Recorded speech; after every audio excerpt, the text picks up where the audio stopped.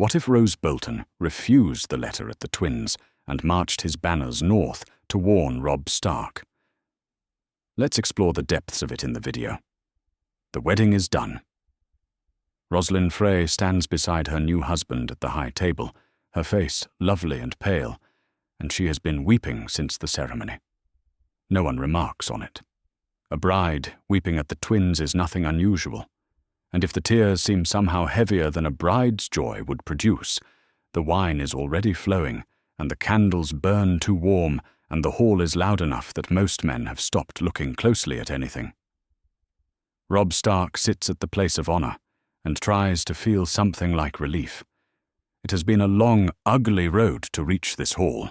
His army camps outside the Twins on both banks of the Green Fork, battered by months of hard marching and harder fighting, and the slow rot of a war that keeps shifting beneath his feet. He broke the marriage pact when he took Talisa as his wife, and this feast is the price of repairing that breach, the cost he agreed to when there was nothing else left to bargain with. He watches Talisa from across the table. She sits 3 places down, speaking quietly with one of the older Frey women, one hand resting on the curve of her belly. She looks tired and warm, and entirely herself. There is no version of his life in which he would have chosen differently. And he knows it. He picks up his wine. He does not drink it. Catelyn Stark sits to his right. She drinks sparingly and watches the room. She has not stopped watching this room since they rode through the gates 2 days ago. There is something about the Twins she has never trusted, something that has nothing to do with Walder Frey's barely concealed contempt or his long habit of extracting the maximum possible price from anyone who needed his bridge. It is something else. Something in the arrangement of the tables, something in the number of men stationed near the doors, armed men trying to look casual and not entirely succeeding at it if you are already looking for it. She notes them again now. 7 along the eastern wall, 4 near the western passage. More than a feast requires. Roose Bolton moves through the hall with a cup of wine he has not touched. He drifts between the long tables in that unhurried way he has, exchanging quiet words with the northern officers, nodding to the Frey lords, pausing briefly to speak with a bannerman near the far wall. He wears a tunic of dark wool suitable for a feast. When he passes within a few feet of the high table, Catelyn watches the line of him. The fall of the fabric across his shoulders is wrong. Too rigid. Too still. Cloth does not fall like that unless something beneath it is not cloth. She reaches for her wine and takes a slow sip and says nothing. Robb has not seen it. He watches Walder Frey presiding from his seat at the far end of the table, the old man's small eyes moving over the room with a satisfaction that reads, "If you are not paying careful attention, like nothing more than the pride of a host at a feast well arranged.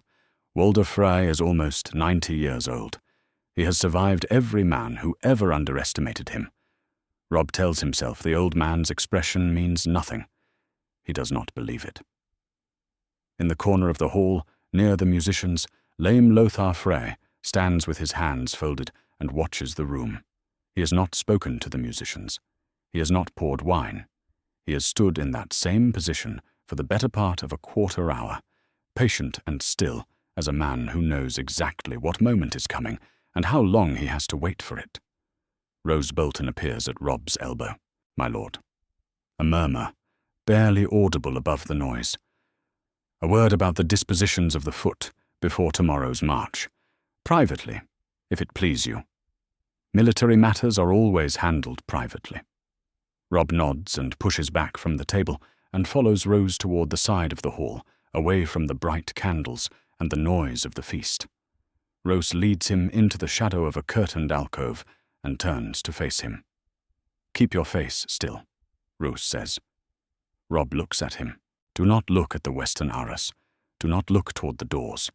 Keep your eyes on me, and let me finish." The voice is the same unhurried whisper it always is, soft as ash falling, nothing in it rising, nothing in it changing. 3 weeks ago, at Harrenhal, I received a letter from Tywin Lannister. Lord Frey received a counterpart at the same time.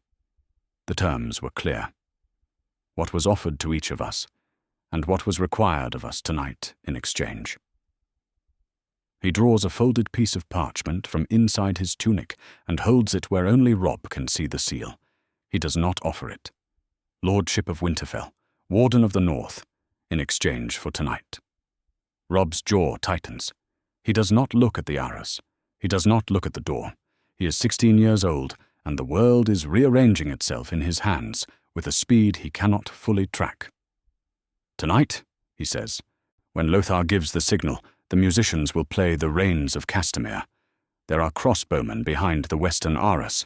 The doors will be barred before the first verse ends. The soldiers in the camp outside have not been warned. Your dire wolf is penned. Roose tucks the parchment back inside his tunic. That is what this feast was arranged to be. Robb stands with that information for a moment. He feels each piece of it settle separately, like stones placed one at a time on a scale that was already unbalanced. He looks at Roose Bolton's pale eyes, the color of ice over shallow water, and he understands with complete clarity that this man was going to do it, was going to stand next to him at a feast table with bread and salt on it, smiling his thin smile, and put a blade in him before the song finished playing. He is 16 years old. He has won every battle he has fought in this war, and lost everything else a piece at a time. And the man standing 6 inches away from him, speaking in that quiet voice about tomorrow's marching dispositions, was going to kill him tonight. "Why are you telling me this?" Robb says. "Because the mathematics changed." Roose says it the way another man might observe that the river is running high. Tywin's promises carry weight only as long as they are needed. Once you are dead, the need disappears, and the promise disappears with it. A living king in the north who owes his life to House Bolton is worth considerably more over time than a title granted over a corpse. His pale eyes do not blink. "I am not telling you this because I have grown fond of you." Robb is quiet for a moment. He is beginning to understand something about why this man unsettled his father's bannermen in ways that louder men never quite did. "My soldiers outside," he says, not yet alarmed. "You have a short window." Across the hall, Catelyn sets down her cup. She has been watching the alcove for 3 minutes. She cannot hear the words. She does not need to hear the words. She has known her son since before he could walk, and she can read him from across a room the way she reads weather. And what she reads now is the precise stillness that comes over him in the moment, before a battle decision. His jaw is set. His hands are at his sides. Something has happened over there that has nothing to do with tomorrow's marching order. She looks at Roose Bolton's back, at the way his tunic falls across his shoulders. Her hand moves toward the bread and the salt on the table before her, and then stops. Guessed right? They accepted it when they came through the gates. The gods are watching whatever happens in this hall tonight. She has always believed that. She believes it now, even here, even in the Twins, where Walder Frey has built his entire long life on knowing which way the wind is about to blow. She does not know if the Freys believe it. Robb comes back to the table and sits down. He pours wine he does not drink. He looks at Talisa for a moment, something moving behind his eyes that does not reach his face, and then he turns to his mother. Something passes between them that requires no words. She has known this boy through every year of his life. She reads the line of his jaw. She reads his hands. She knows. "Robb," she says, very quietly. "Not yet," he says. "Not here." In the corner of the hall, lame Lothar Frey turns toward the musicians. He raises one hand, a small, unhurried gesture, the kind a man makes when the moment he has been waiting for has finally come. Robb meets his mother's eyes. He holds them for 1 breath, 2. Then he gives her a single, slow nod. The candles burn. The feast carries on around them, oblivious, Outside the walls of the twins, in a pen between the eastern towers, a great grey direwolf paces back and forth without stopping, nose to the ground, reading something in the cold air that no one inside the hall can smell, and none of them will understand, until it is too late. The first note of the Rains of Castamere fills the hall, and Robb is already moving. He has not drawn his sword yet, because a man drawing his sword in a feast hall brings everything down before he is ready, and Robb Stark has fought enough battles to know the difference between the moment before and the moment itself. He goes to Catelyn first, a hand on her arm, her blue eyes finding his with a sharpness that tells him she has been ready for something like this longer than he has. Then he is at Talisa's side, and she reads his face and rises without being told, one hand moving to her belly, the way it does when she needs to move quickly, and she knows it. Across the hall, Lothar Frey turns from the musicians and nods to the men by the western arras. The crossbowmen step out. One of Rose's men is already at the main doors. Another is already at the side passage. Roose himself has taken 3 steps away from the table, angling toward a cluster of Bolton soldiers positioned near the eastern wall when the feast began. Not by accident. Roose Bolton makes no arrangement by accident. The great Jon Umber sees the crossbowman and overturns his table. He does it with one arm, the whole length of it, wine and food and candelabra, and the crash shakes the floor. He is drawing his blade when the first bolts fly. One catches the man beside him across the shoulder. Another skips off stone. The great Jon roars something that is not a word, and the northern men around him rise, benches clattering back, and the bolts that were aimed at seated men find standing ones instead, and most of them miss. The feast hall becomes a fight. Steel rings, men shout. The candles on the upturned table scatter, and one corner of the tablecloth catches. Frey soldiers pour in from the passage doors, armed men who had been waiting 30 feet away for the song to start, and the northern men at the lower tables are on their feet and fighting, or on their feet and bleeding, and the difference is made quickly. Robb puts himself between the room and Talisa.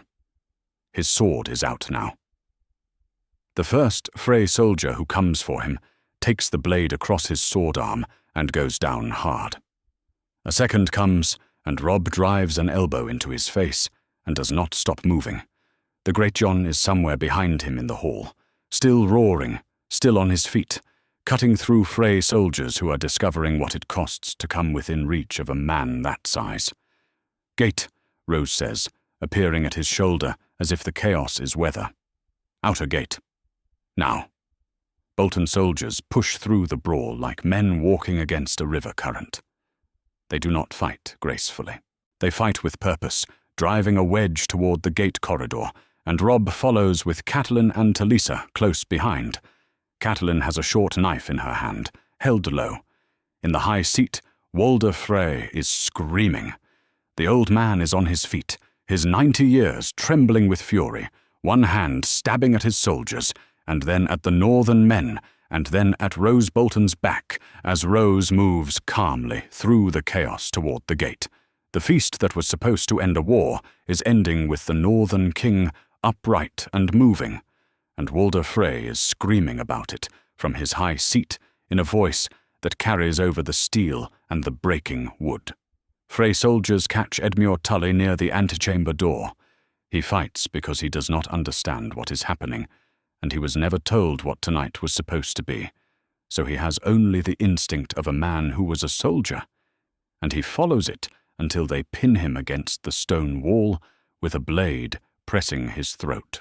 Roslyn Frey cries out from the table, still in her wedding clothes, her hands clasped, watching a disaster she had known was coming and hoped would not. Robb sees Edmure against the wall and stops. "Keep moving," Roose says. "He is her brother," Catelyn says quietly, and her voice does not waver. But her eyes have already done the arithmetic that Robb's are only beginning to do. There is too much between them and Edmure. Too many blades, too many bodies. And Talisa is here, and the gate is 30 feet ahead. Robb looks at his uncle's face and makes the decision that men with honor make in bad moments and carry with them for the rest of their lives. He turns and follows the Bolton men. The gate corridor is narrow, and the Frey guards in it are not ready for men moving with intention rather than panic. The Great John comes crashing through from behind, his blade red, his size alone clearing the passage, and then the outer gate is ahead, and the outer gate is open, because 2 of Roose's soldiers cut the portcullis rope before the feast began. One more thing Roose arranged before supper and said nothing to Robb about. The gate post hits Robb's shoulder at a run, and then he is through. Cold air, dark sky. The outer yard, and beyond it the walls of the twins, and beyond those walls the sound of an army waking up. Grey wind is loose. One of Roose's men had the pen latch to cut the moment the trouble started inside, another small arrangement made before the feast, and the direwolf moves through the camp outside like something the night released. The Frey soldiers who were positioned beyond the walls to close the ring around the northern camp are not closing anything. They are running or they are on the ground, and the camp erupts as northern soldiers hear the howling and reach for their weapons. Men who march under Robb Stark's banner have learned to trust that wolf when he sounds like this. They know what it means. By the time the last of them are armed and mounted, the Frey garrison is trying to regroup from a position that cannot be regrouped from. The trap was built for a feast hall, barred doors, seated men with wine in them, crossbowmen at close range. Take those conditions away, and what remains is a castle garrison fighting a northern army in an open field at night, and that is a problem that crossbowmen behind curtains cannot solve. Meanwhile, on the road south of the twins, Arya Stark hears the wolf first.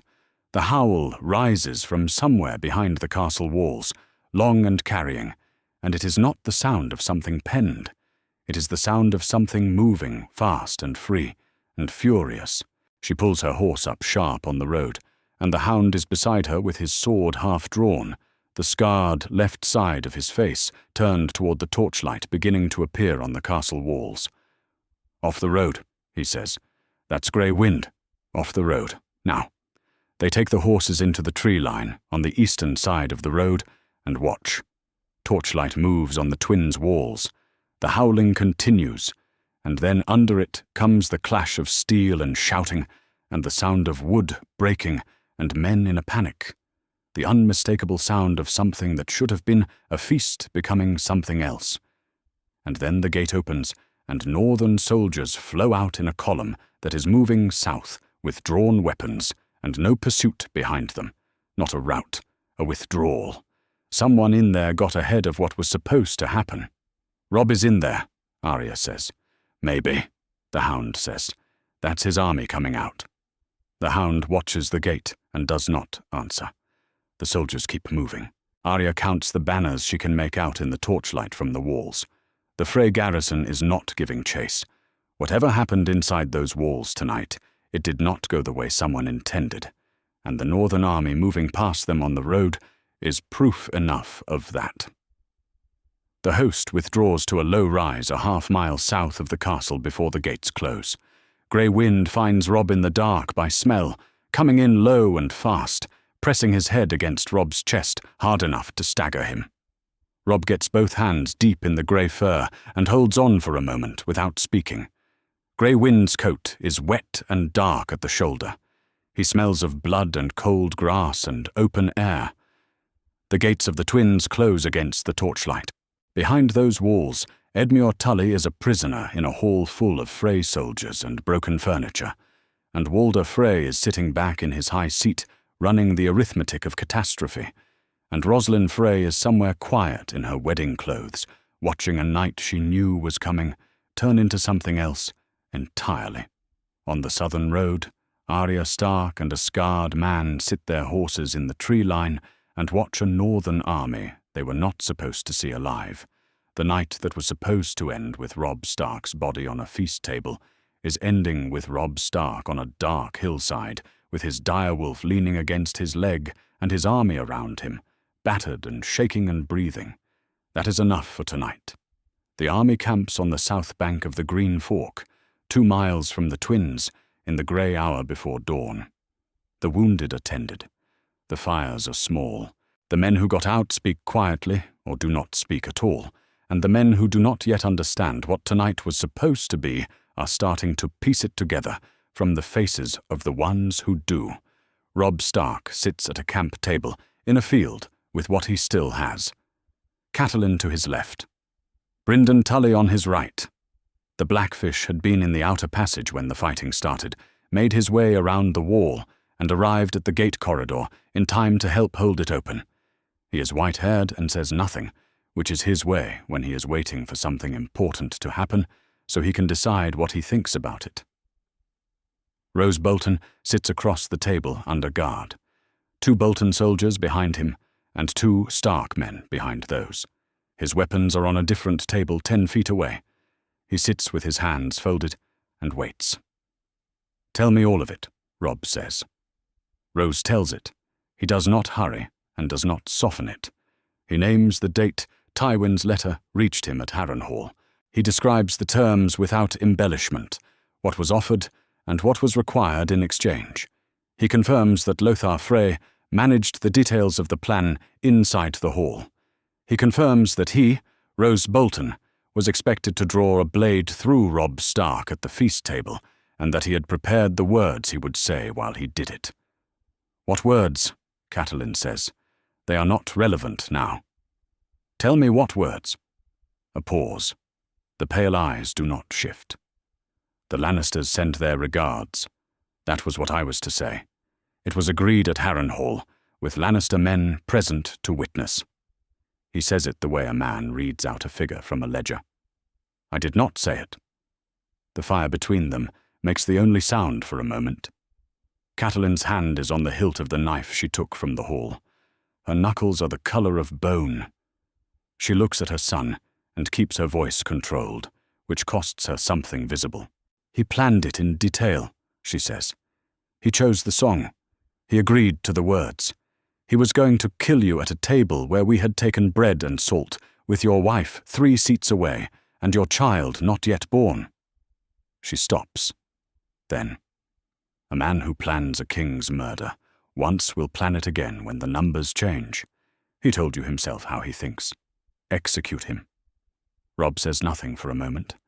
He is 16 years old, and he has the particular stillness of a young commander who is holding something difficult in place behind his face. "Robb," Catelyn says, "I heard you." The Blackfish has not spoken. He is watching Roose with the careful, neutral expression of a man assessing a road that might hold weight or might not. Robb looks at the camp around him, the fires, the wounded, the tired men, the depleted numbers. Edmure held at the twins behind them. Moat Cailin and the Ironborn ahead of them. The Dreadfort somewhere to the north, in the hands of a bastard who answers to no one, Robb controls. He looks at Roose. "How many soldiers do you command here?" 400 horse and roughly 1,100 foot after tonight," Roose says. "You know the Dreadfort." "I built the south wall." "You know the approaches to Moat Cailin." "I have ridden past it more times than I can accurately recall." Robb is quiet. He does not look at his mother because he knows what he will see. "Confiscate his weapons. He rides under guard until I say otherwise." He looks at Roose directly. "Try me and I will listen to my mother." Catelyn says nothing further, which is, in some ways, the harder thing to bear. Meanwhile, at the twins. Walder Frey sits in his high seat in a hall that looks like what it is, which is the scene of a fight that was supposed to go differently, and he dictates a raven to his maester. He is almost 90 years old, and he did not reach 90 by losing his composure when things went wrong. But he is doing something close to losing it now, and the maester who writes for him can see it in the way the old man pauses between sentences. The message he sends doesn't say what happened in plain terms, because plain terms in writing are dangerous, but it says what happened clearly enough for Tywin Lannister to understand it without difficulty. Bolton refused his obligation. The Stark escaped with his army intact. The Frey household was deceived by its ally at the last moment, and bears no fault for the outcome. He still holds Edmure Tully, and will continue to hold him. He requests confirmation that the protection promised to House Frey remains in effect. He sends it before the sun is fully up, and then sits alone in the hall and waits. The castle sounds different when there is blood on the floor, and the men who were supposed to fill the seats at the high table are gone. Walder Frey has heard that sound before, in one war or another, across a very long life. He does not like it any better now. The Raven reaches King's Landing in 3 days. Tywin Lannister reads it once at his table in the Tower of the Hand. He sets it down. He looks out the window at the city. He does not move for a long time, and the servants in the room read his stillness correctly and remove themselves without being told. Tywin dismisses the Raven's contents from his expression, tucks the parchment into a drawer, and begins to think. The war he had closed did not close. The piece he had removed from the board is back on it, moving north with an army that is smaller than it was, but still present, toward terrain that is difficult to reach by force and even more difficult to hold. Every plan he made in the last month requires revision. He is not a man who panics. He is a man who recalibrates, and he begins to do that now. In the corridor, Cersei is waiting to see him. She reads the news from his face before he can decide how to present it, because she has always been able to read her father in the way that children can read difficult parents after long practice. She does not ask questions. She draws her own conclusions, and most of them are accurate. She goes to find Joffrey. He is in the training yard. Someone on the small council told him too soon, and he has been celebrating the death of the king in the north in a manner that involves a great deal of enthusiasm and a sword and an imaginary opponent. He is 13 years old, and he is king, and he is very pleased with himself. Inside, Cersei says. Sir Meryn was just saying that the northern army... Joffrey, inside, now. He comes. She tells him quietly and completely that Robb Stark is not dead, that what was planned did not happen, and that the war continues. His face moves through surprise into fury, and then the fury settles, and Cersei watches him and says nothing else.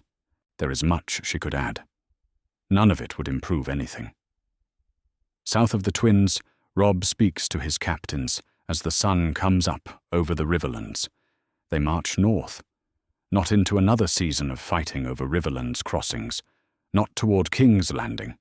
North, through the Neck, through Moat Kellyn, which the Ironborn currently hold and which will need to be dealt with before anything else, back into the north and back to what belongs to them. The Great Jon, who survived the night at considerable personal volume and is in the mood to march somewhere, approves of this loudly. Roose Bolton, seated at the edge of the council, with 2 guards behind him, says nothing. He watches and he calculates, and the calculation does not pause for sleep or grief or the cold of the morning, because that is not how Roose Bolton is built. He will be useful before this march is over. Robb does not look at him. He is looking north, where the sky is pale and wide, and the road is long, and what remains of his kingdom is waiting for him to come and take it back. Tyrion brings the news to Sansa on the morning of the 3rd day. He comes to her chambers before the household is fully awake, which is unusual, and she has learned to mark unusual things in King's Landing the way a traveller marks changes in weather. Unusual things are almost never good, and the sooner you understand what kind of unusual you are dealing with, the sooner you can decide what your face is going to do about it. Tyrion pours himself wine without asking, sets a cup near her, and tells her. The Red Wedding failed. The plan did not work. Her brother is alive and moving north with what remains of his army. He watches her face when he says it. She is 13 years old, and she has been a prisoner in this city for more than a year, and she has gotten very good at not letting things show. The court has been an education in that regard. Sansa picks up her cup and takes a slow sip and lets her eyes settle on a point above his head, and she breathes, and she is almost entirely composed. Tyrion watches all of this and sees the one moment before The composure is fully in place, the single instant where something crosses her face that is not composed at all. "I see," she says. Tyrion waits. He is not a man who fills silences out of discomfort, which is one of the better things about him. He has mismatched eyes, one green and one nearly black, and they carry a careful attention that is different from the attention of most people in this palace. Most people in this palace look at her and see a Stark. He looks at her and sees a person. "He is moving north," Tyrion says. "What happens next I cannot tell you. What I can tell you is that you should hear it from me before you hear it from anyone who will not be honest about what it means." She sets her cup down and looks at him steadily. "What will your father do?" "Several things," Tyrion says. "In the meantime, I would keep your expression where it is when servants are watching." Sansa nods.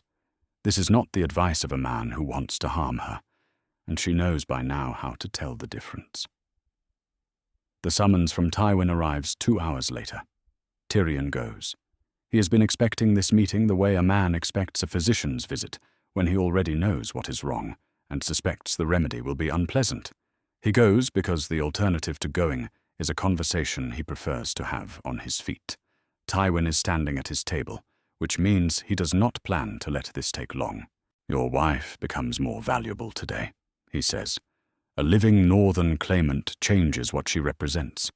Her children, when she has them, would carry a claim to Winterfell and the north. She should understand that cooperation serves her interests." "She is 13, Tyrion says. "She is Lady of Winterfell, and she is your wife, and you will ensure she understands her position in this household." Tywin says this the way he says everything, which is with a weight that forecloses alternative interpretations. "If she is given reason to feel secure, she will be more useful to us. See to it that she does. She will be more cooperative if she believes cooperation leads somewhere worth going," Tyrion says carefully. "If you want her compliance, you want her to have something to hope for. I can manage that." "Then manage it," Tywin says, which is both an agreement and a dismissal. Tyrion takes it for both and leaves. Cersei is in the corridor outside the Solar, which is not an accident. She walks beside him for a few steps, with the easy manner she puts on when she is thinking very hard about something else.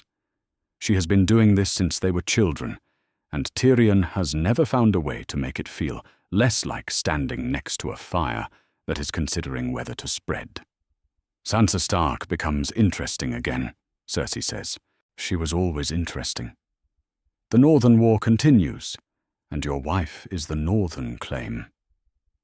Cersei considers this with the sideways tilt of her head. That means she has already reached a conclusion and is deciding how much to say about it. "You seem fond of her." "I treat her decently." "It is not the same thing." "It is close enough to the same thing to matter." She stops walking, which means the conversation is over on her terms. "The North is complicated now, Tyrion. Try not to make it more so." She turns down a different passage, and Tyrion watches her go, with the familiar feeling that he has just been measured for something specific, and will discover what it was only when the measurement becomes relevant. Meanwhile, east of the twins, Arya and the Hound watch the road from the tree line where they spent the night. The northern soldiers who moved past in the small hours were orderly, going south before looping back toward the northern road. By morning, the road is quieter. No fray pursuit. No bodies. "They made it out," Arya says. The Hound does not answer. He is a very large man, and the left side of his face is a ruin of old scar, where fire touched it years ago, and he has the manner of someone who decides things slowly and does not invite conversation while he is deciding. "I need to go north," Arya says. "You need to go wherever I take you," the Hound says, "which is wherever someone pays me." He watches the road. "Your brother alive is worth the same coin as your brother dead from where I'm standing. He can pay me for returning a living Stark girl the same as a corpse. More, probably. Living things are harder to transport. So you're taking me to him? I'm taking you somewhere north, the hound says. Don't make it sentimental. Arya does not make it sentimental. She has learned that the hound says what he means almost every time, which makes him unusual. And she has also learned that what he means is frequently less than what he says, and sometimes more. He is going to take her north. That is what matters. They get on the horses and get on the road. Far to the north, at Castle Black, Jon Snow receives the message second-hand. He has been back from ranging for 4 days, and he is still sorting himself out between what is north of the wall and what is south of it. The ranging was hard. Several things happened that he has not finished thinking about yet. He is 16 years old, and he has dark hair and grey eyes, and the look of a man who was asked to hold a great deal at once and has not yet put any of it down. A Maester's steward brings him a copied message, copied in haste and garbled in the copying, which says there was a fight at the Twins in the Riverlands, and that Lord Robb Stark may or may not be dead, depending on which account you believe. His brother's name appears in the message 3 times, and once as a question. Jon takes it to his quarters and reads it again in the cold light. He cannot leave the wall. He has sworn. The Watch does not release its men for family emergencies, does not bend its oath for brothers in difficulty, does not make exceptions for the particular weight of reading the word may in a message about someone you love. This is what the oath is. He swore it knowing this. He is not sure he understood it fully until now. He sits with it for a long time. Outside, the wall stands enormous and white above the castle, and through the window he can see the top of it disappearing into clouds, and below the clouds the wind moves through the haunted forest and does not carry any news worth trusting south. Wherever Robb Stark is tonight, it is a very long way from here. His watch has not ended. He folds the message and holds it in both hands and waits to see if the weight of it becomes bearable. It does not, particularly, but the morning comes anyway. The march north begins on the 3rd morning after the Twins. Robb's army moves out of the Riverlands on the roads that skirt Frey territory, keeping to the eastern bank of the Green Fork, putting miles between themselves and the castle that was supposed to swallow them. The men who got out of the Twins alive are not, on the whole, a talkative group. They speak of where they are going rather than where they have been, which is a distinction soldiers learn to make, when where they have been is a place they would rather not relive out loud. They cannot cross at a Frey bridge. They cannot fight their way through Frey land without losses they cannot afford, and a siege of the Twins that would take weeks they do not have. There is only one road north that is not controlled by someone who wants them dead, and it runs through the neck, and the neck has one passage, and that passage is held by the Iron Islands. Brynden Tully rides beside Robb at the head of the column. The Blackfish is white-haired, and rides with the settled ease of a man who has done this for 40 years and expects to do it 40 more if his horse holds out. He does not talk much about what happened at the Twins. He is not a man who dwells on the things that could have happened.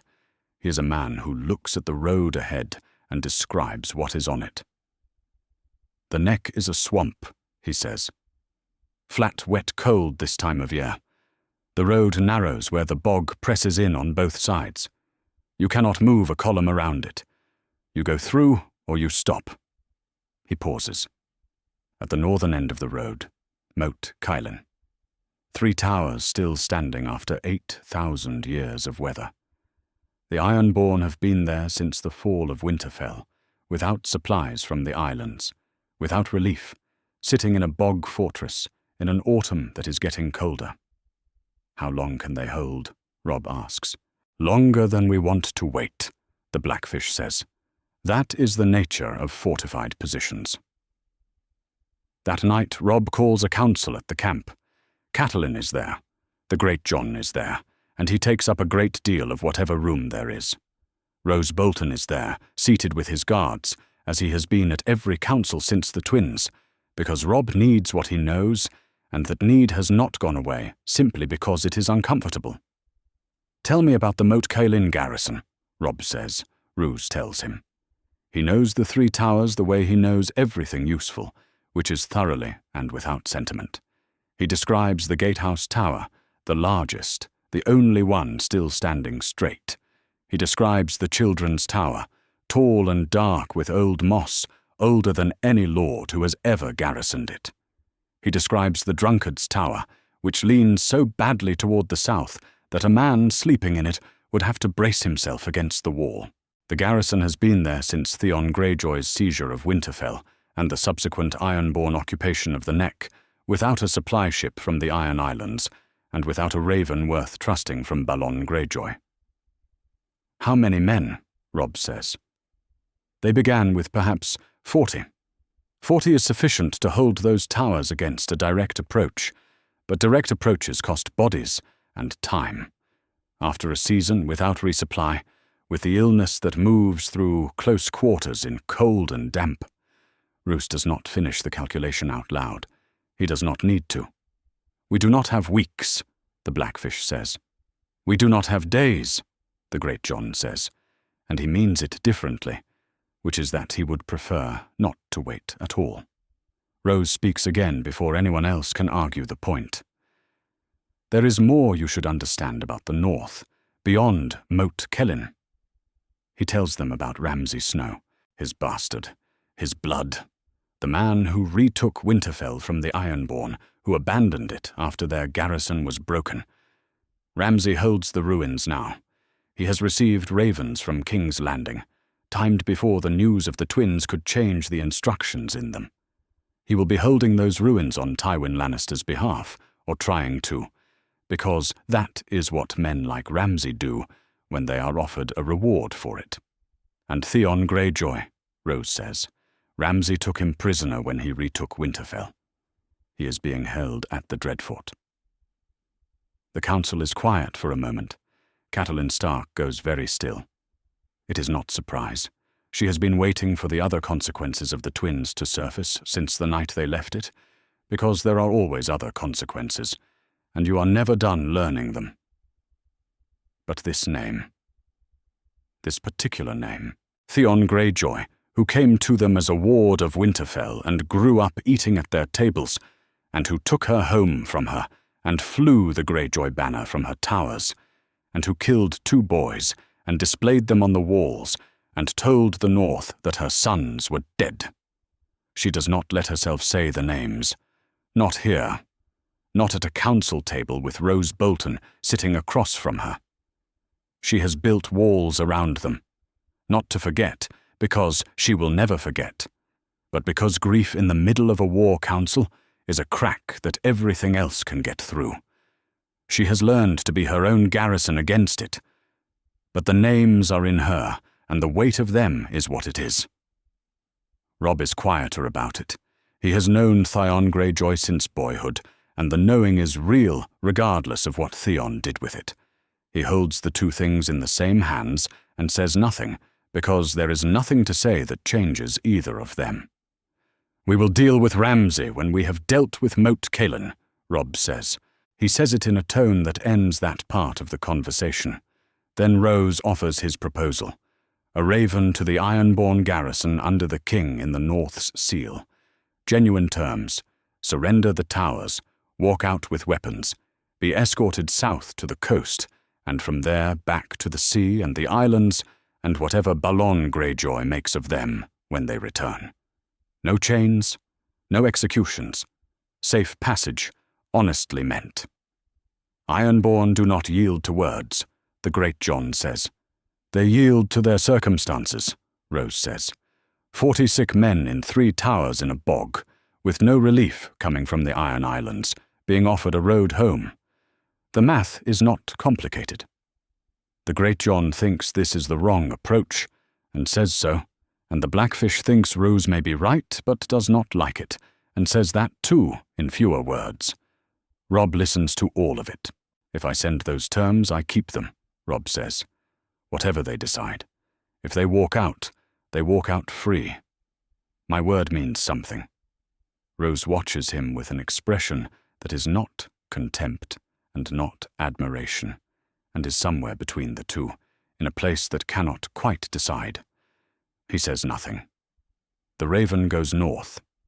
3 days later, the army arrives at the mouth of the neck. The road narrows between the bog on either side and ahead of them, rising from the flat grey water and the dead reeds and the smell of cold mud. The 3 towers of Moat Cailin stand against the sky. The gatehouse tower stands straight and wide. The children's tower stands tall and green. The drunkard's tower stands at its angle, leaning into the southern wind, as if it has been told to stop leaning and decided not to. From each tower flies the banner of the Iron Islands, a golden kraken on black, catching the autumn air. The Raven has been sent. The terms are on the table. Grey Wind walks along the front edge of the army and looks at the towers with his nose low and does not stop. The bog is quiet. The men do not talk much. There is nothing to do now but wait and see whether the men in those towers are soldiers or corpses who have not yet decided, and whether the promise of open water and home is worth more to them than pride. It usually is. Robb looks at the towers without moving, and Grey Wind stands beside him, and the bog holds its silence, and the autumn light does what autumn light in the neck always does, which is make everything look like it has been waiting a very long time, and is not surprised to still be waiting. The iron-born captain walks out of the gatehouse tower the following morning. He crosses the causeway under a cloth tied to a broken spear, and he takes his time crossing, which is not pride so much as it is a matter of legs that do not entirely work the way they used to. He is a lean man in his middle years, and he was not lean before Moat Cailin, and his armor is loose on him in the particular way of armor on a body that has been eating badly for a long time. His eyes are red-rimmed. He does not flinch at the size of the army waiting for him on the southern bank. He walks to the edge of the bog road and stops. "Your letter says safe passage to the sea," he says. "I want to know what that means." "Precisely." Robb answers from horseback. Horses south to the Trident, boats from the Trident to the coast, or the coast road if the boats cannot be arranged, an escort through the riverlands, armed to prevent accidents. Their weapons returned when they reach the water. No chains, no cells, no killing after surrender. Every man who walks out of those towers walks all the way to open water. The captain listens to all of it. He looks at Robb Stark the way a man looks at the sky before a crossing, which is with a professional assessment of how much he is willing to trust what he sees.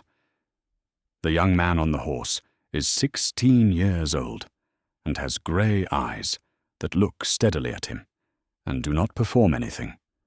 He does not embellish, and he does not look away. "I'll put it to the garrison," the captain says. He crosses back to the towers. The army waits.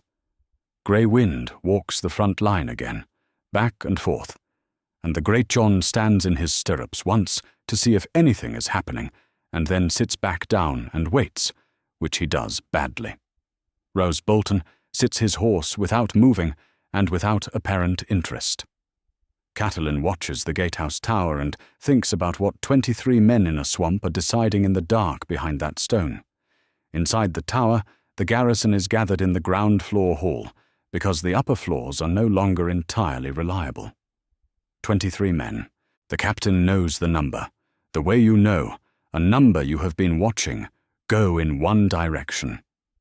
There were 40 when they marched in months ago, before the word came that Winterfell had fallen and the Ironborn there had been killed or scattered, before it became clear that Balon Greyjoy's ravens were not coming and his ships were not coming, and the only things that came were the autumn rains and the cold that followed them. 23 now. 3 of those 23 are lying against the far wall, which says enough about the 3. "He is 16, one man says. "I can see that," the captain says. "His word is the word of a 16-year-old Stark boy."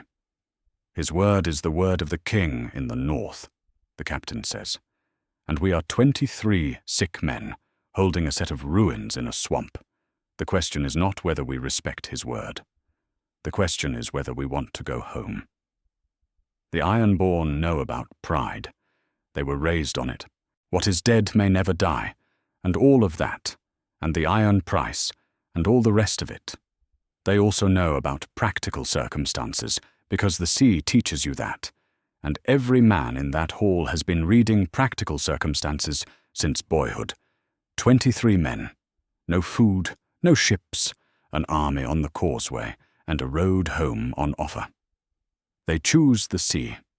The captain sits with it for a moment after the decision is made.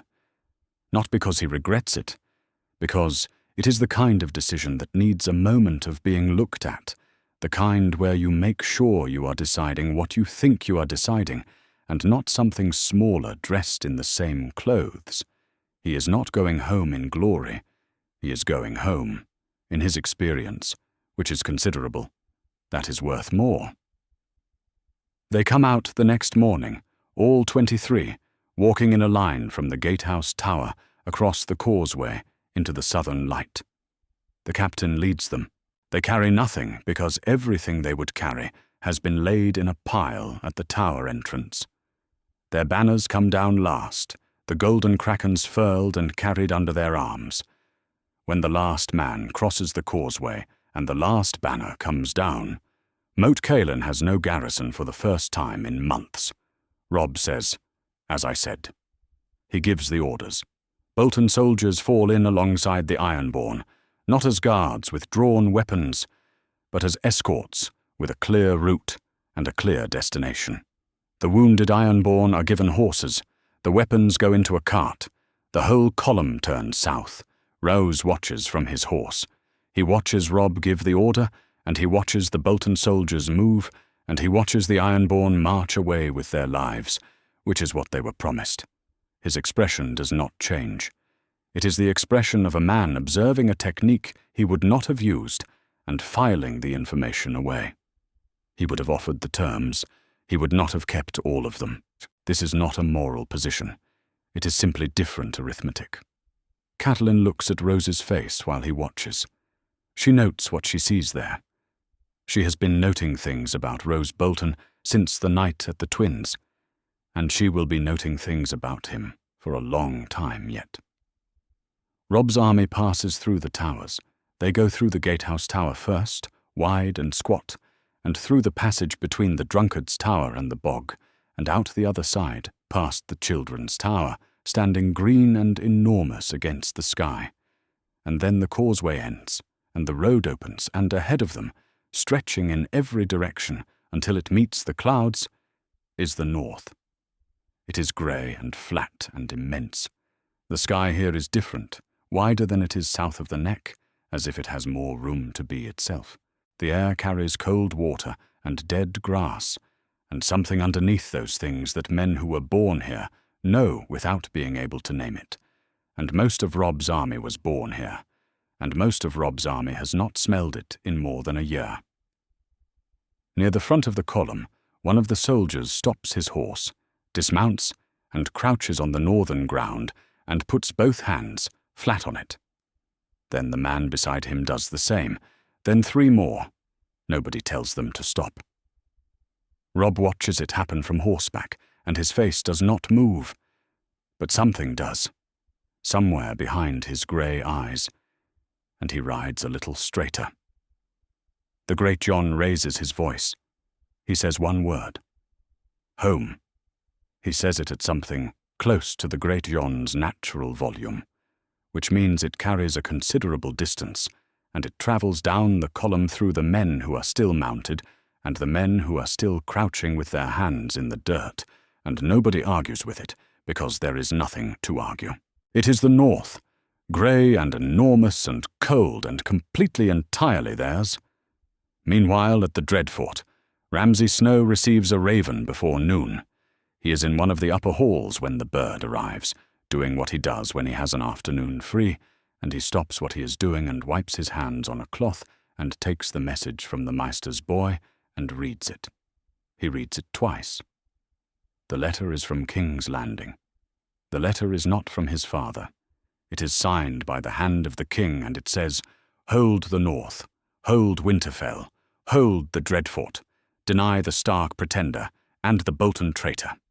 And when the northern threat has been crushed and order restored, House Bolton's name will be legitimized fully and permanently. The Dreadfort will be confirmed by royal decree in the hands of its rightful lord. Not Ramsay Snow. Ramsay Bolton. He reads it a third time. Then he smiles. It is not a pleasant smile. Most things about Ramsay Snow are not pleasant, and his smiles are among the least pleasant of them, because a smile on Ramsay means he has found something to want, and something to want means he is about to start figuring out how to get it, and that process is not good for the people it touches. He calls for his steward and begins to give instructions. There is a great deal to arrange. The north is large, and he has been thinking about it for some time. Below, in the lower cells, Theon Greyjoy hears the activity above him through the stone. He hears boots moving quickly. He hears the rattle of a second raven going up from the tower.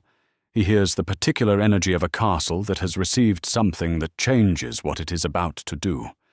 He does not know what it means. He stopped knowing things in the reliable way some time ago, back before the name he had before became the name he has now, back when he was still someone who could look at events and understand them. He curls toward the wall. He waits. Waiting is what he does. Above him, Ramsay Bolton reads his letter one last time and sets it aside, and is already thinking about what comes next. Word moves faster than horses in the north. By the time Robb's army has been across Moat Cailin for 2 days, the news has reached Last Hearth and Bear Island and White Harbour, carried by riders and ravens, and the particular speed of information that matters. The king in the north is alive. He has crossed the neck. He is marching for Winterfell. The houses that have been waiting to see which way things would fall begin to see which way things are falling, and they start to move. From Last Hearth in the east, Umber men ride south to meet the army. From Bear Island on the western coast, Mormont riders set out across land in the kind of weather that Bear Island considers unremarkable. From White Harbour, the only true city in the north, riders and knights begin the journey inland. From Greywater Watch in the neck, Crannogmen who were never entirely gone from the roads begin to appear at the edges of the column. From Deepwood Motte, soldiers who have been holding that castle in the absence of anyone telling them not to send word that they are coming. The north is not recovered, but it is waking up. Robb sends the Greatjon ahead of the main host. Last Hearth is yours, Robb says. Get there fast. Get your men. Bring them south to meet us. We need the numbers. The Greatjon requires very little encouragement to ride hard. He requires almost none to bellow the king in the north's name across the northern countryside at a volume that carries.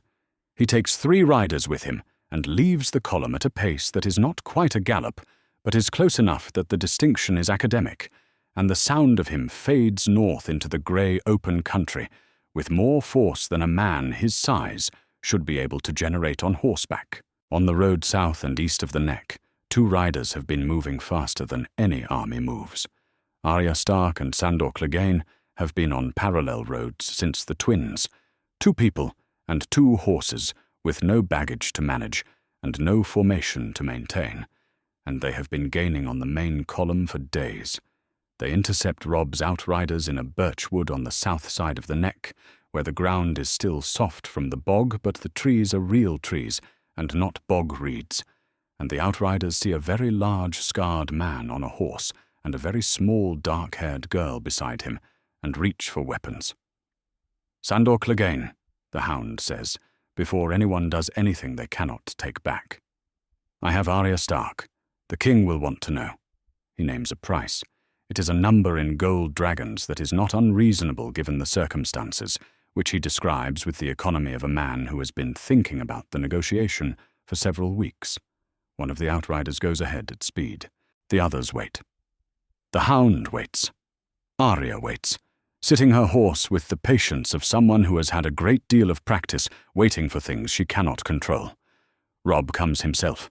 He rides out of the column ahead of his escort, and when he comes around the curve in the road and the birch trees open and he sees Arya, He pulls up his horse and stops for a moment, and the moment is a long one.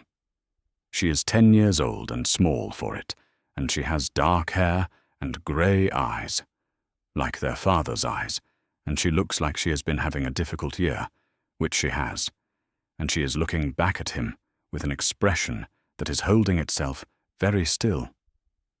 Then neither of them is holding anything still. Catelyn watches it from a distance. She does not try to stop the tears. She has been holding things together for a very long time in very unforgiving places, and the sight of 2 of her children together in one piece is more than the fortifications will take without her permission, so she lets it happen quietly and does not make anything of it. The hound is paid, in gold, counted out by a steward into his hand without ceremony. He nods once and rides south without looking back, which is the manner of a man who has completed a transaction and has no particular interest in the feelings generated by it. Robb asks Arya about her road when the army is moving again. She tells him, King's Landing first, then north, then the Brotherhood. Without banners caught her, and the hound won her from them, then the road to the twins, then the sound of grey wind and everything after. She tells it briefly, the way she tells most things, with the habit of someone who has learned that the details people want are not always the details worth dwelling on. Then she says, I heard something, on the road north, soldiers talking. Robb waits. They said the bodies were never found, Arya says. Bran and Rickon. They said Theon burned Miller's boys and put them on the walls. Not them. 2 other boys. She looks at him. I don't know if it's true. It was soldiers on a road. They might not have known anything. The army moves around them, boots and hooves on northern ground, and neither of them says anything for a while. Catelyn has heard it. She heard every word. She is riding close enough for that, because she has not let Arya out of arm's reach since the reunion, and she rides now, with her hands very still on the reins, and her blue eyes looking at the road ahead. If Theon burned Miller's boys, then Bran and Rickon are somewhere in the north. If they are somewhere in the north, they have been there since the sack of Winterfell, without their mother, without their brother, without anyone who knows their names and means well by them. They are 9 years old and 4 years old, if this is true. They could be anywhere. They could be dead of cold and hunger in a forest somewhere, which would not be better. She cannot allow herself to hope. She has hoped for things before, and the cost of being wrong is something she has paid and is not sure she can pay again. She closes it off. She builds the wall. She does not look at Robb. Robb, who cannot build the wall, who cannot stop the thought once it has started, looks at the grey northern sky above them, and does not try to conceal what is on his face, because there is nobody watching him closely enough to see it. Except Roose Bolton, riding at the back of the column under escort, who sees everything from a distance. He has watched the reunion from 200 yards back. He has watched the girl brought to her brother and the mother weep without making noise. He has watched the calculation shift in the faces of the northern soldiers around him, the way men look when they remember what they are fighting for. A Stark girl returned, a king alive in the north with his family intact. All of this speaks to something in the northern character that Roose Bolton doesn't share but has always understood. Loyalty of this kind is not rational. It is also not breakable in the way that rational things are breakable. He catalogues it. He files it next to everything else he is learning about what it means that Robb Stark is alive and riding north. Catelyn, glancing back down the column, catches Roose Bolton's pale eyes on the reunion. He does not look away. Neither does she. She stores it. She has been storing things about Roose Bolton since the night at the Twins, and she is not done yet.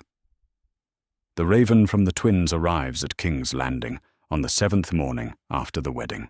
Tywin Lannister is already awake when it comes, which is the same as saying he has not slept.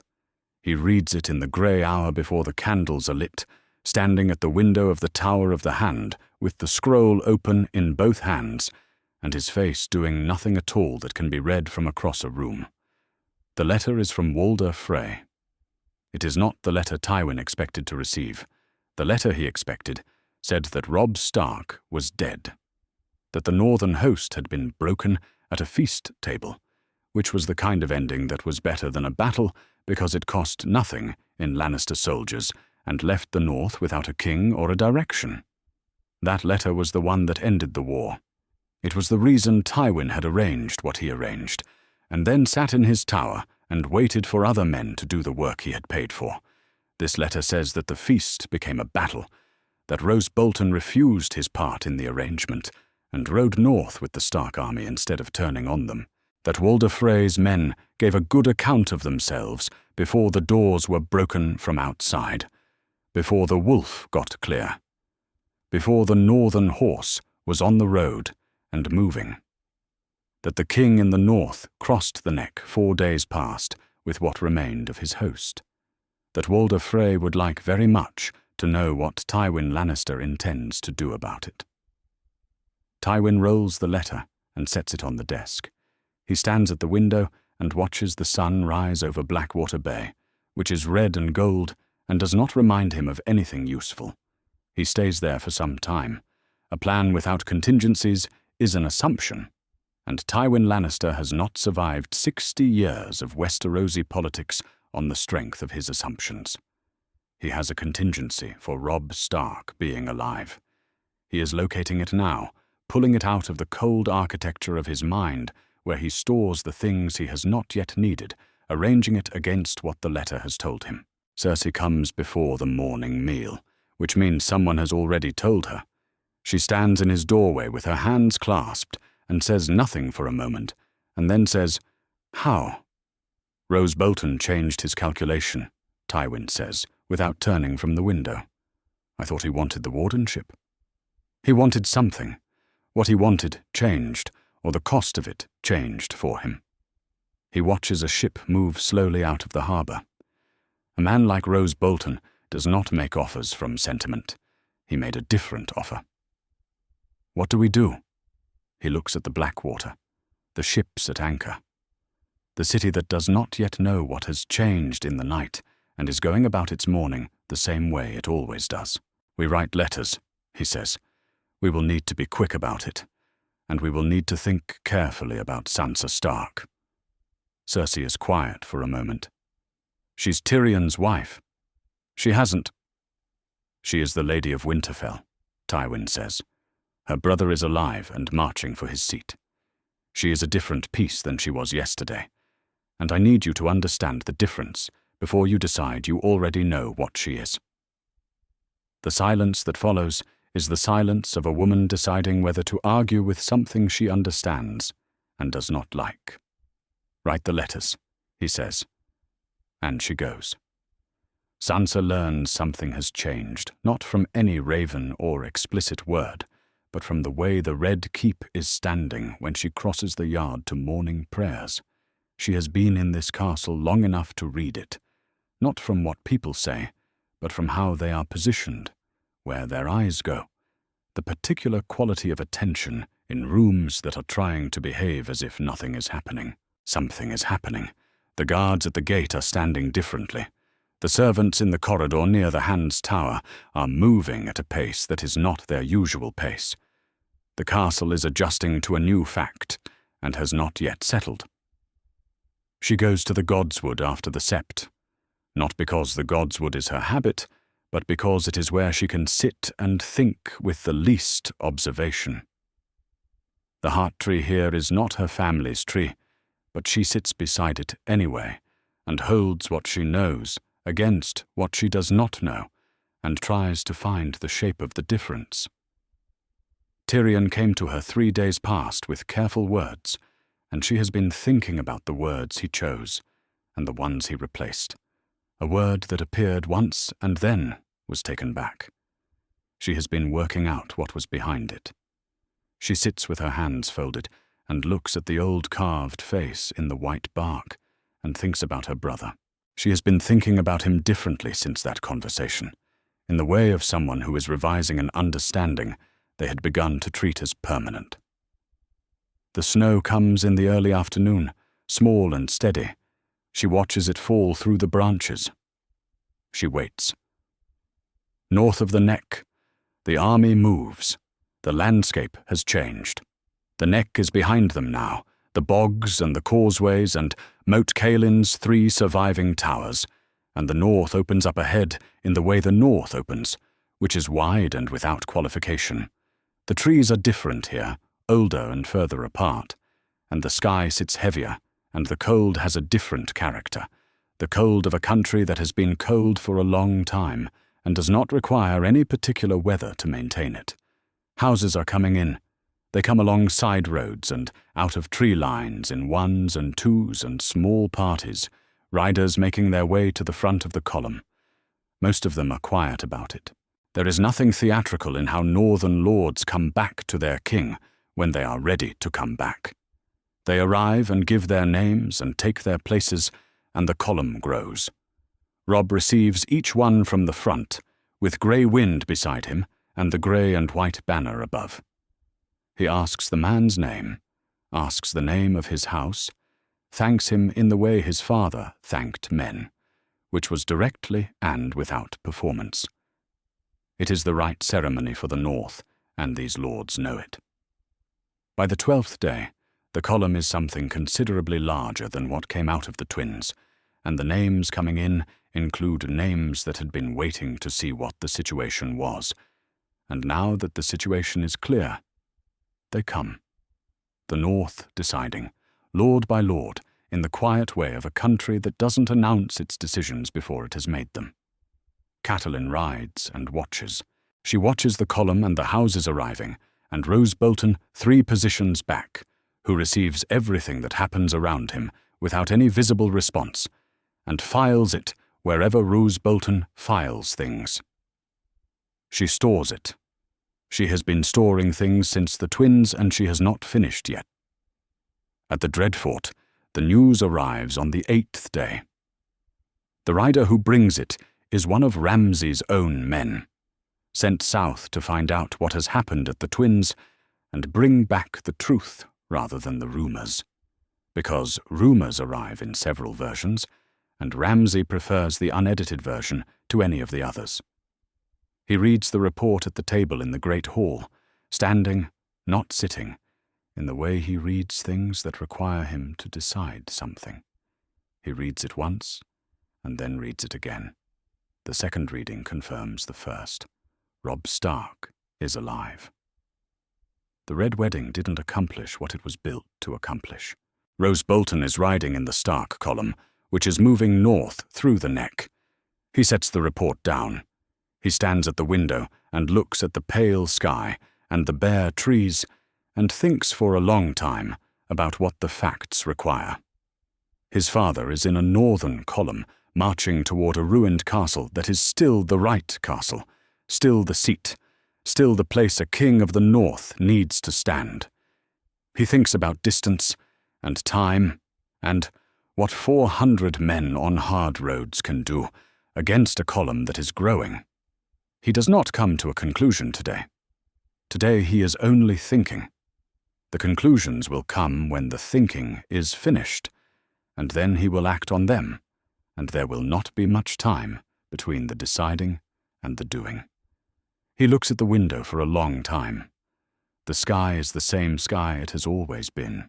The conversation happens on the 14th day of the march, in the late afternoon when the light comes in, low and flat from the west, and the column has found its long trudging rhythm, and the men at the back have stopped paying attention to what rides at the front. Robb calls Roose Bolton forward with a word through his squire, and Roose comes without visible haste or visible reluctance, which is how he does most things, and they ride side by side in silence until the lords behind them have drifted to their own conversations and are not watching, or at least not openly. Grey Wind runs ahead on the road and does not double back to flank them the way he sometimes does when Robb rides alone. He has not flanked close when Roose is near. Robb has been noting this for several days, without having anything definitive to make of it yet. "Tell me what you were supposed to do that night at the Twins," he says. Roose looks at the road ahead. His pale eyes are still in the way water is still when nothing is moving under it, and he takes his time before answering. "Kill you," he says, "at the high table, before the hall closed. Your wife also. As many of your lords as could be managed in the time available. Walder Frey was to handle the hall generally.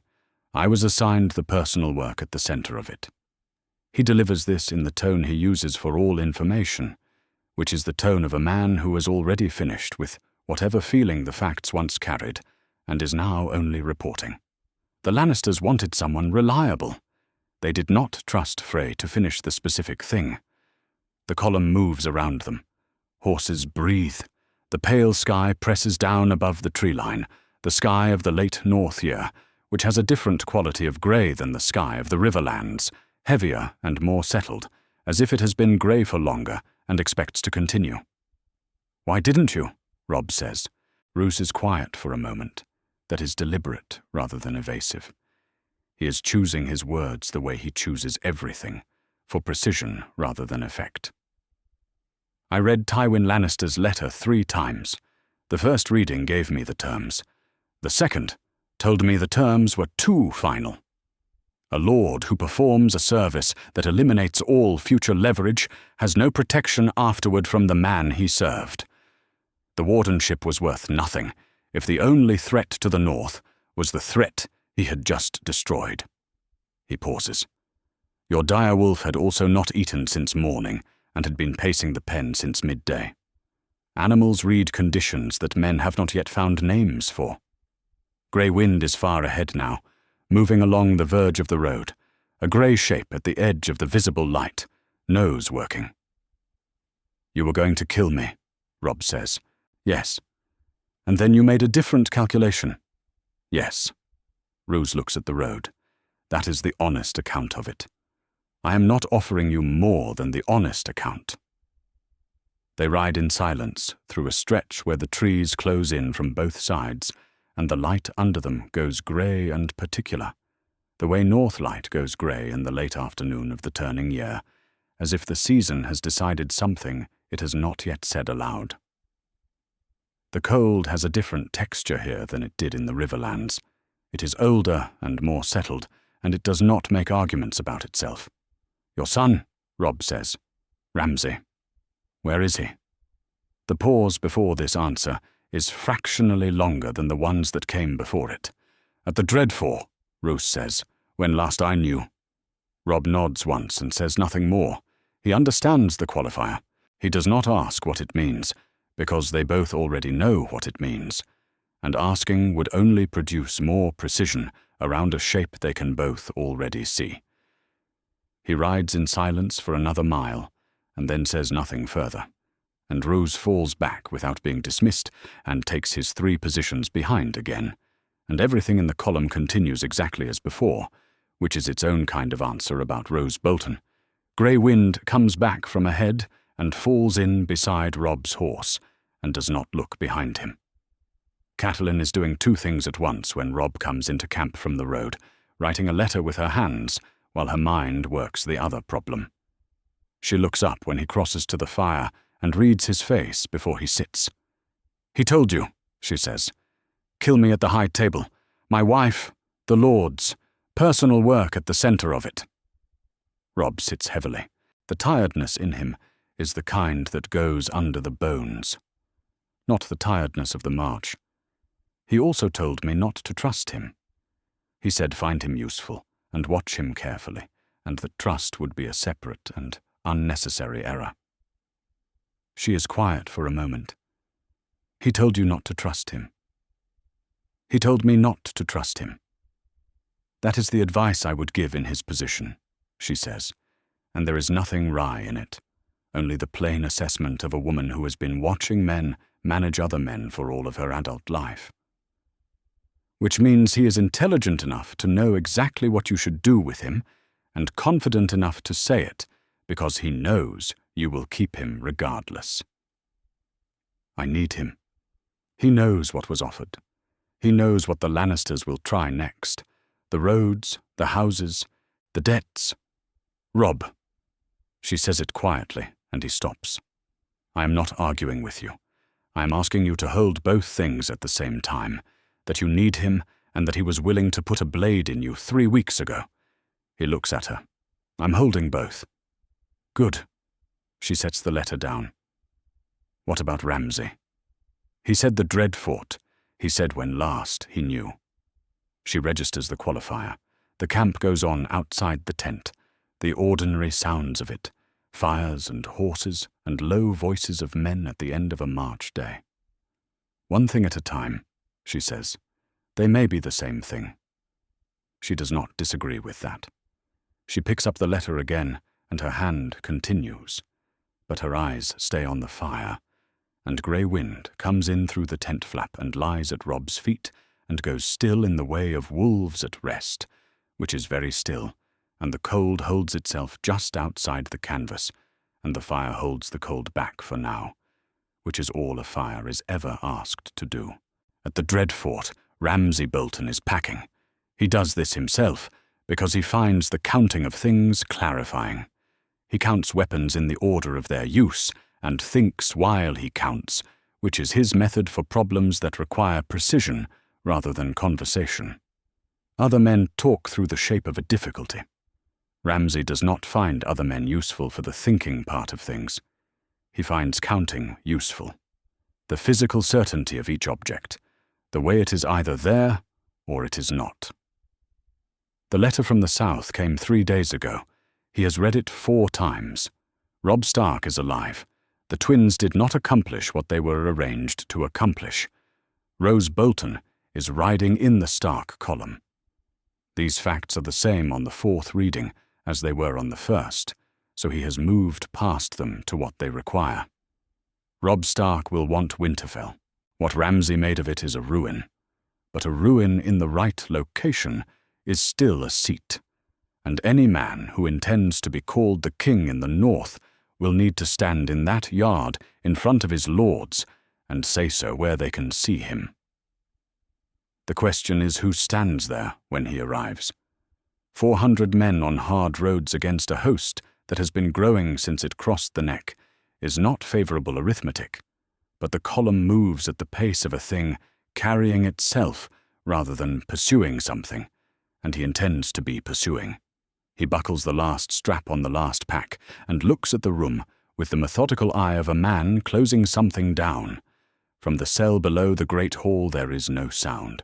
There is only ever sound from that direction when he makes it happen, and he has not chosen to make it happen for several days now.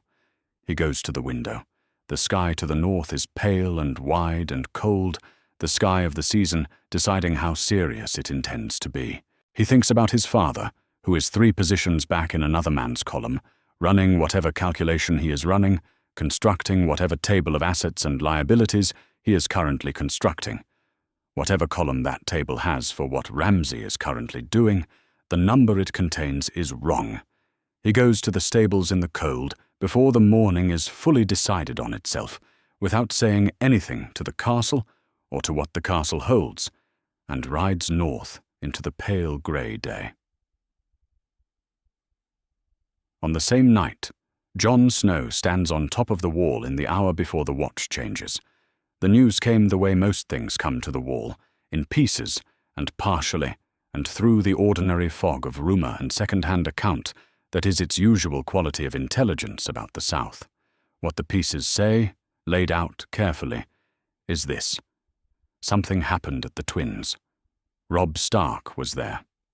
Robb Stark is alive and has crossed the neck. The watch does not have a position on who rules south of the wall. The watch watches the wall. Jon watches the wall.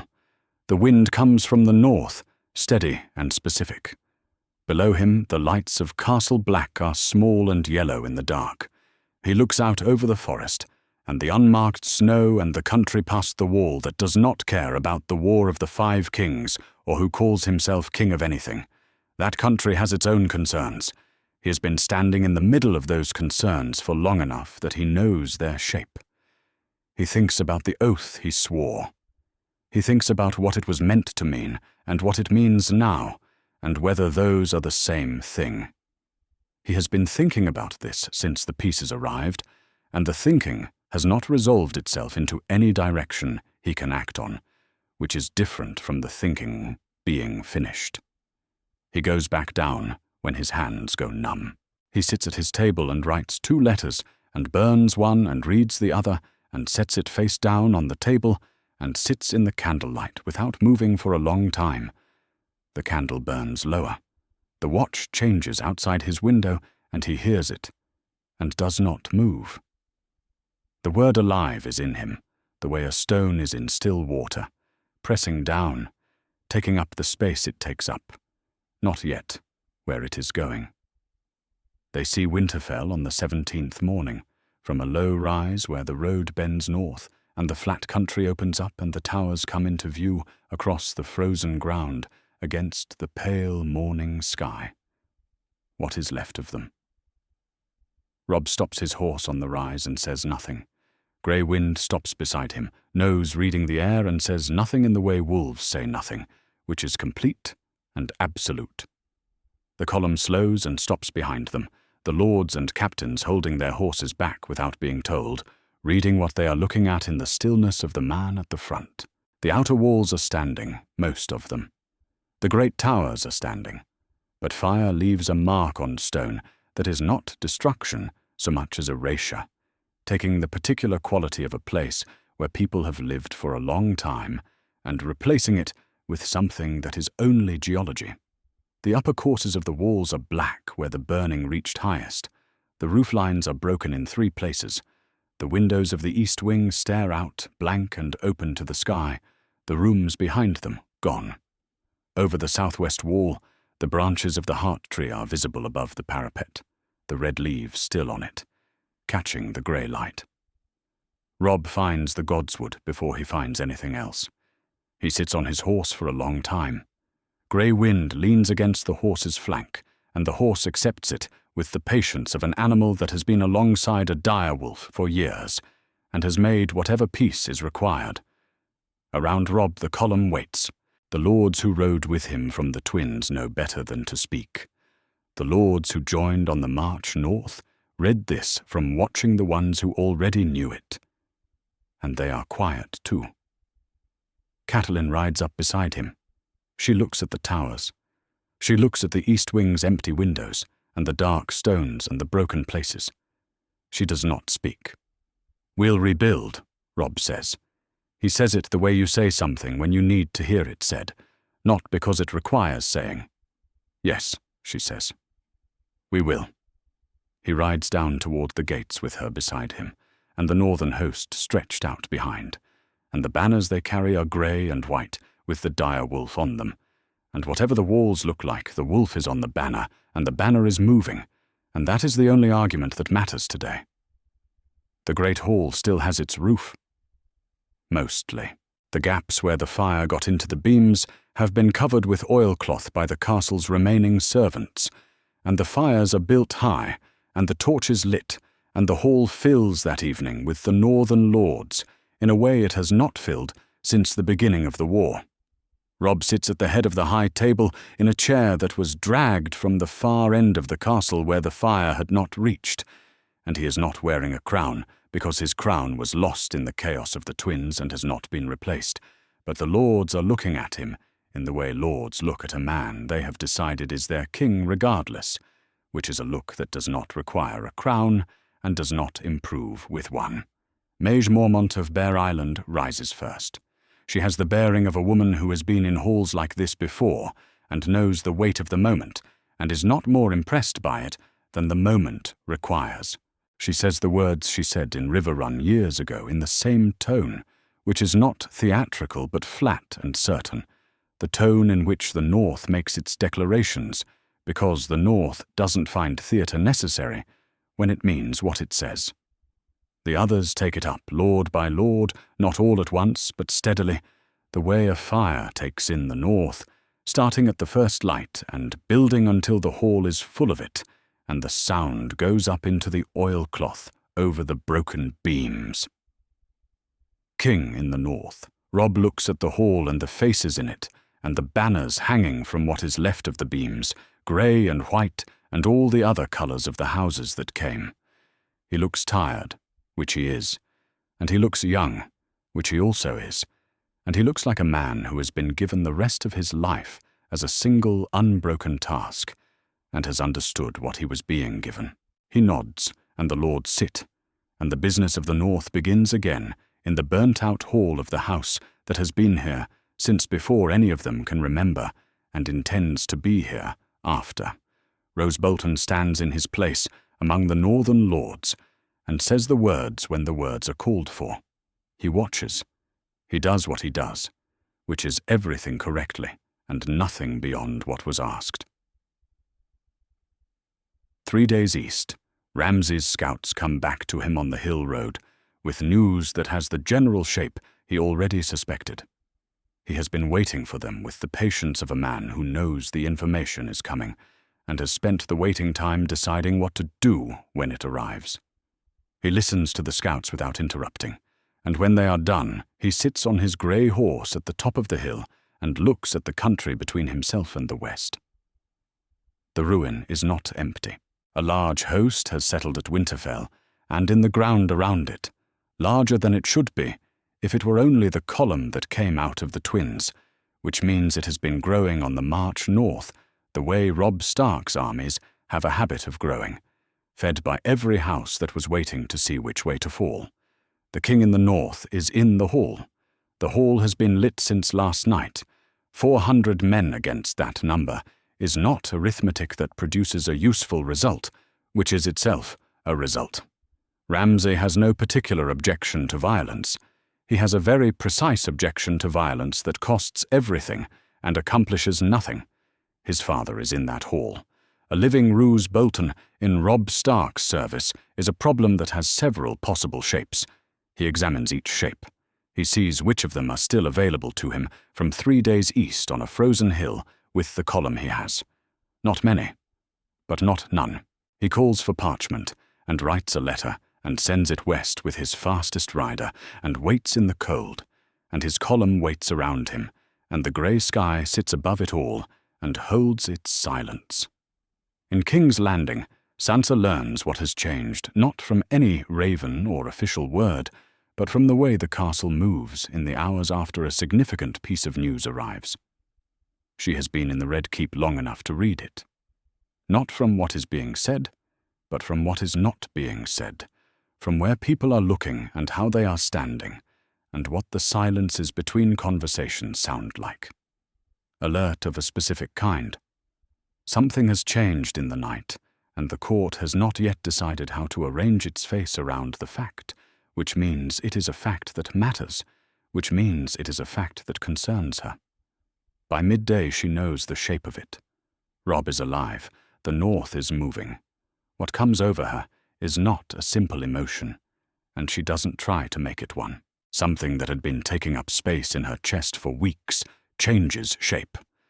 A grief she had been allowing herself to begin to accept as permanent turns out not to be permanent after all, and the space it was filling opens, and something else comes into it that she cannot name yet, but which is not grief and is not nothing. She sits with it for a while.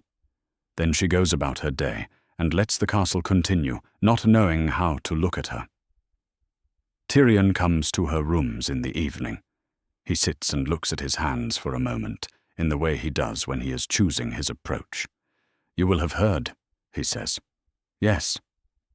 "Then you understand that your position here has changed." He pauses, in both directions at once. "You are more valuable now that the North has a living king. You are also in more immediate danger for exactly the same reason." Sansa looks at the window. The city is lit outside, ordinary and ongoing, a city that does not yet know what to do with what has changed. "What are you going to do?" she says. "I came to ask you," he says. She turns from the window and looks at him. This small, strange man who has been kinder to her than anyone else in this castle, and who has never once pretended that kindness and safety are the same thing, which is the most honest thing anyone in King's Landing has done for her. "I want to go home," she says. He nods, slowly, as if this is an answer he expected and has been thinking about for longer than tonight, and the candle burns between them, and outside the city continues, and for the first time in a very long time, Sansa Stark believes that home is a place she might actually reach. Ramsay's letter arrives on the 5th morning, carried by a young rider under a grey flag before the camp is fully awake. He waits at the outer gate with the careful posture of a man who was given exact instructions about how to stand and what to say, and is committed to following them. The direwolf watches him from 20 feet away without moving, and the rider watches the direwolf, and neither of them appears to blink. Robb reads the letter in the great hall with his lords around him. His face does not change while he reads. The letter says that Ramsay Bolton, lord of the Dreadfort by the grant of his father, is prepared to discuss terms of submission to the king in the north, provided the king in the north is prepared to confirm title and holdings in return. He is encamped to the east with 400 men and is available to negotiate at the king's convenience. He notes, in the letter's final lines, that Lord Roose Bolton is currently a guest of Ramsay's hospitality, rather than a free man acting at his own discretion, and trusts this information will be useful to the king as he considers the terms. The hall is quiet. "A guest," Catelyn says, from her place beside Robb's chair. "His word," Robb says.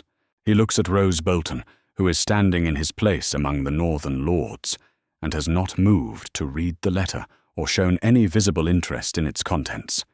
He believes you are his leverage. "He has outdated information," Roose says. "He has the information he had when he left the Dreadfort. He does not know you chose to ride." Robb folds the letter. "He is trying to use you as a bargaining piece against me." Roose says nothing. He has already said everything he intends to say about his son's methods by the expression he does not have. Robb looks at the rider, who is standing in the middle of the hall being watched by everyone in it, which is not the position the rider expected to be in when he left camp this morning. "Tell me about Theon Greyjoy," Robb says. "What he is, where he is, what condition he is in." The rider's face goes through something careful. He was not prepared for this question. He was prepared for a different conversation entirely. He answers it anyway. The answer takes some time, and the hall is quiet while he speaks. When he is finished, Robb dismisses him to food and water and the custody of his guard, and sits in the silence of men who have just heard a thing said aloud that most of them already knew, and none of them had heard named. "He was my ward," Robb does not say. "He burned my home, and I hated him for it, and I grieved the boys he killed, and I would have punished him for all of it." He does not say this, because it is not the thing that needs to be said right now. "Send back a reply," he says. "Tell Ramsay Bolton his terms are rejected. Tell him I am coming to hear his in person." Catelyn looks at him.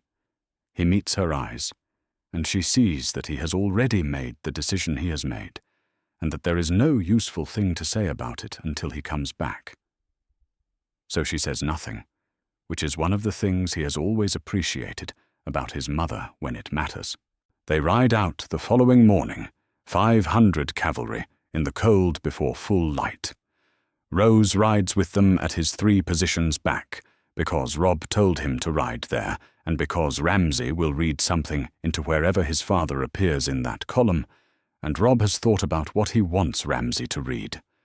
Grey Wind lopes alongside the horses in the loose way he has when he is not flanking close. The position Ramsay's men chose is 2 hours east, high ground with forest at the back and a frozen stream across the approach. Defensible in the way such positions are, costly to storm, not impossible to invest. Robb looks at the stream and the slope and the tree line and counts his 500 and does the arithmetic from both sides and arrives at the same conclusion Ramsay has been sitting with. Neither of them wants to pay that cost. That is what today is about. After a time, Ramsay rides out from the trees with 2 men behind him and a grey flag carrier in front, and they come down the slope and across the ice with the careful, deliberate pace of a man who intends his arrival to be read as unhurried. He is smiling when he stops his horse, and the smile does not reach his eyes, and his eyes go first to the 500, and then to the dire wolf sitting in the snow beside the king's horse, and then to Roose Bolton, 3 positions back. On his horse, freely. The smile stays exactly where it is. The thing behind it does its arithmetic. "My king," Ramsay says. "Theon Greyjoy," Robb says. "Before we discuss anything else." Ramsay looks at his father for a moment. His father looks back with the expression his father always has, which is no expression at all. He is held safely, and can be. "Before anything else," Robb says. The silence between them has the quality of 2 men measuring a piece of ground they are both standing on. Ramsay looks at the 500. He looks at Grey Wind. He looks at Roose Bolton, sitting his horse in the column of the king in the north 3 days after the letter that said Roose Bolton was a guest. He whistles once, short and high, and 2 of his men come out of the trees with someone between them. They bring him down the slope and across the ice, and Robb watches them come and keeps his eyes on the figure between the 2 men, and makes himself look directly at what he is seeing. It takes a moment to find Theon Greyjoy in what is walking toward him. The height is about right. The general shape is about right.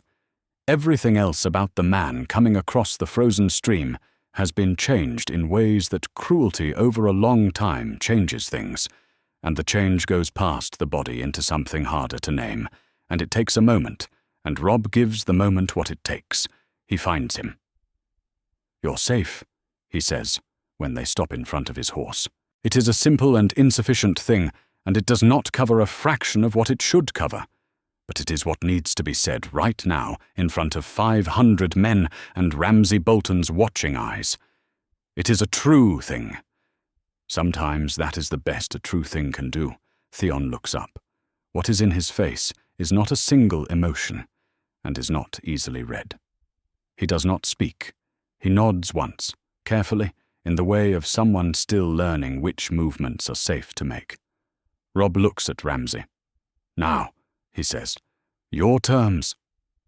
The negotiation takes most of the morning on the frozen stream, and at the end of it Ramsay Bolton kneels in the snow in front of his men and says the words that lords say to kings. The words are the same words regardless of what either man is thinking when they are said. His holdout on the road is disbanded. His men fold into the northern host, or are given leave south, their choice. What happens to Ramsay himself remains unresolved, because Robb does not want to resolve it on a frozen road in front of everyone. And Ramsay knows this, and knows why, and they both understand the same thing about what that means, and neither of them says it. Roose Bolton watches from 3 positions back. He does not move, and he does not speak. On the ride home, in the last cold hour before Winterfell's towers come into sight, Catelyn pulls her horse alongside Robb's. "He's going to be a problem," she says. "Not in the future. He is one now, and it will grow if it sits." "I know. I know you hold to the law. I know you need cause, and witnesses, and the form of it." She looks at him steadily. "But this is a man who burned your home and put it on your ward's account, who did what was described in that hall today to a prisoner who had already yielded, who rode out this morning with your father's name in his letter as a lever to use against you. I know all of it. Then you know what your father would have said." Robb rides for a moment in silence. Ahead of them, Grey Wind moves through the cold, unhurried, already sure of where he is going. The towers of Winterfell rise against the pale sky. "One thing at a time," Robb says. "Before it becomes more than one thing," Catelyn says. He does not have an answer for that, and she does not ask for one. And the column rides on in the cold with Theon Greyjoy somewhere in the middle of it, and Ramsay Bolton somewhere at the back of it, and all of the unfinished business of the north ahead of them inside the walls. The hearing happens in the great hall of Winterfell on the 9th day after Ramsay's submission, on a morning when the first real snow of winter falls outside, and the fires inside are built high enough that no one in the hall feels the cold. Robb does not call it a trial. He calls it a hearing because that word is more honest. He already knows what happened. The purpose of this morning is to let the facts exist in the open air of the hall where the lords of the north can witness them, so that whatever follows has the shape of justice rather than the shape of a king resolving a private problem behind a closed door. Ramsay Bolton stands before the assembled lords and does not look like a man in particular danger. He has the expression of someone who has finished adding up the situation and found answers he is satisfied with, which on his face is more unsettling than fear would be. The witnesses speak. The men who rode with him to Winterfell before the burning, who can say how the fire started, and on whose order. Servants from the Dreadfoot who were present when Theon Greyjoy was brought in and what followed. One of his own soldiers who has decided that this morning's prevailing wind is more relevant to his future than the oath he swore to the man now standing at the center of the hall. Ramsay listens to all of it. He does not interrupt. He does not deny any of it when the time comes. "What these men say is true," he says, when Robb gives him the floor. "I burned Winterfell after the Ironborn took it. It could not be held, and I would not leave it as a seat for northern enemies. The means were harsh. I don't apologize for harsh means when the situation calls for them." "Theon Greyjoy was my ward," Robb says. "Theon Greyjoy took your castle. He killed 2 boys and put them on your walls to make you believe you had lost your brothers." "I know what he did." "Then your accounting of his treatment should weigh that." "You used your father," Robb says, "a lord of the north under my protection. You put his name in a letter as a lever to use against your king. That was not for the north. That was for Ramsay Bolton securing his own position." Ramsay looks at him. He does not speak. "I am not going to execute you today," Robb says. Something in Ramsay's expression shifts, a calculation adjusting to new information.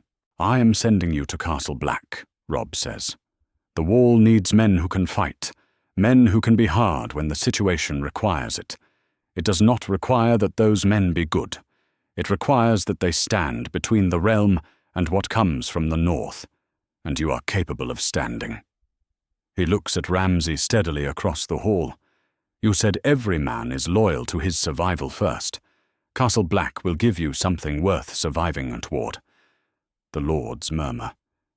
It is not simple approval, and it is not simple disapproval. It is the sound of men watching their king walk the narrow ground between what justice requires and what a kingdom still being rebuilt can carry, deciding whether he has found the right footing. He has not satisfied everyone. He knows this. A king who satisfies everyone is a king who has not decided anything. Ramsay says nothing further. He is already thinking about what the wall means and whether it can be made to work for him. This is the nature of the man, and Robb has made his decision knowing it. When the hall has emptied, Roose Bolton steps forward and stops at the distance a lord keeps from his king. "Your title stands," Robb says. "The Dreadfoot is yours when I have need of you there, and not before. Until then you remain in this castle. You don't ride from here without my leave. You don't send ravens without my leave. When I ask you questions, you answer them." Roose is quiet for a moment. "My lord, those are terms I can agree to." "They are not terms," Robb says. "They are conditions. There is a difference." Roose Bolton looks at him for a long moment, the pale eyes working through something they have not finished working through, and then something in them adjusts, the way water adjusts when something passes far below its surface. "Yes," he says quietly. "There is." The raven from Castle Black arrives 3 mornings later, before the working day has begun. Robb reads it in his solar, which has the best remaining glass in the castle, and which he has made into a working room, because a king's work does not pause for the rebuilding to finish. The letter is short, because Jon Snow does not use more words than the thing requires, and has not since they were boys. I know you are at Winterfell. Word comes over the wall in pieces, but the pieces make a shape I recognize. I have stood on the ice in the dark and heard the north coming back to itself, and I did not understand what I was hearing until I understood that you were the reason. Tell me what you need. Your brother, John. Robb reads it twice. He looks out the window at the yard below, where his men are working on the walls, cleaning the fire's marks from the stones one at a time, doing the work that takes as long as it takes, and does not pretend otherwise. He thinks about his brother, standing at the top of the wall in the cold, listening to something he could not yet name. He writes back, "Your watch has ended. Come home."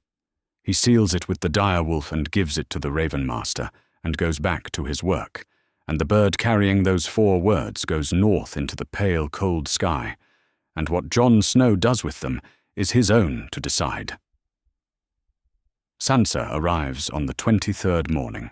She comes through the gates in a grey wool dress, with her hair the wrong colour and her hands chapped from the road, and she gets down from her horse in the yard and looks up at the walls of Winterfell, at the dark stones and the oilcloth-patched towers and the red leaves of the heart tree visible above the southwest wall, and she takes one slow breath and does not move for a moment.